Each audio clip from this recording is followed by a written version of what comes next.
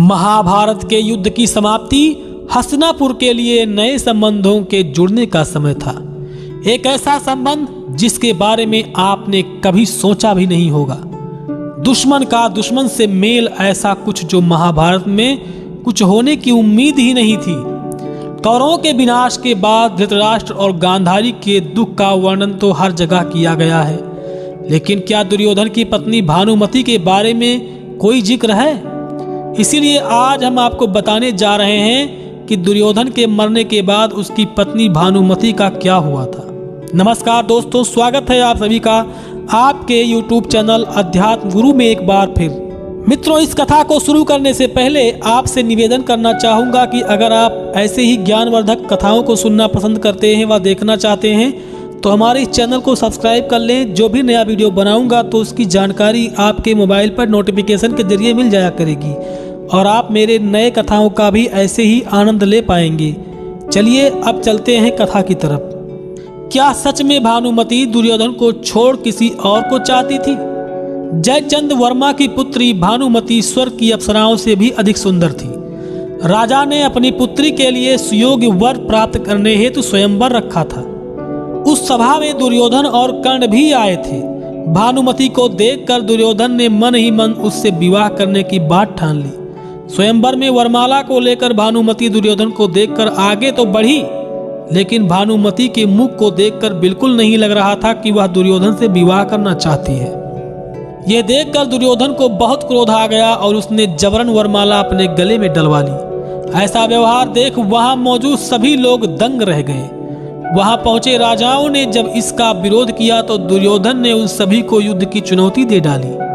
दुर्योधन ने ऐसी चुनौती की वहां दुर्योधन के जीजा जयद्रथ को छोड़कर सभी पीछे हट गए। लेकिन फिर दुर्योधन ने सभी को कर्ण से युद्ध करने को कहा।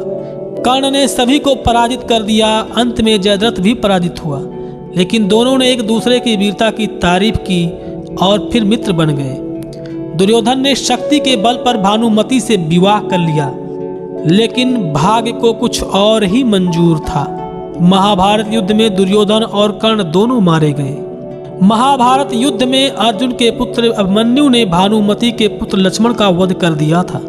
लेकिन इतना सब होने के बावजूद जब महाभारत युद्ध समाप्त हुआ और युधिष्ठिर सम्राट बने, तो जब पारिवारिक संबंधों की नई गाथा लिखने का प्रयास किया गया और दुर्योधन की पत्नी अर्जुन से विवाह करने को मान गई और अर्जुन और भानुमति का विवाह हो गया। महाभारत ही नहीं, रामायण काल में भी ऐसे ही देखने को कुछ तथ्य मिलते हैं। जब मंदोदरी को इस बात का पता चला कि उसका पति रावण सीता माता का अपहरण करके ले आया है तो उन्हें बहुत दुख हुआ। उन्होंने रावण को समझाने का पूरा प्रयास किया, लेकिन रावण उनकी एक भी बात को नहीं माना और भगवान श्री राम के साथ युद्ध करने को तैयार हो गया।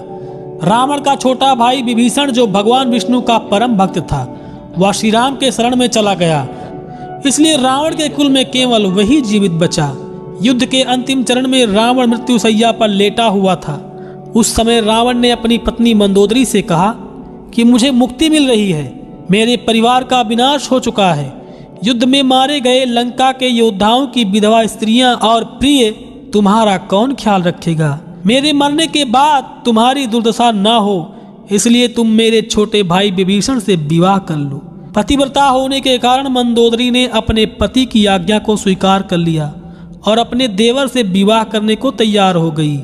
इस तरह रावण की मृत्यु के बाद भी मंदोदरी लंका की महारानी बनी रही। इस तथ्य का प्रमाण आपको गिरधर रामायण, जो गुजराती भाषा में है, उसमें मिल जाएगा।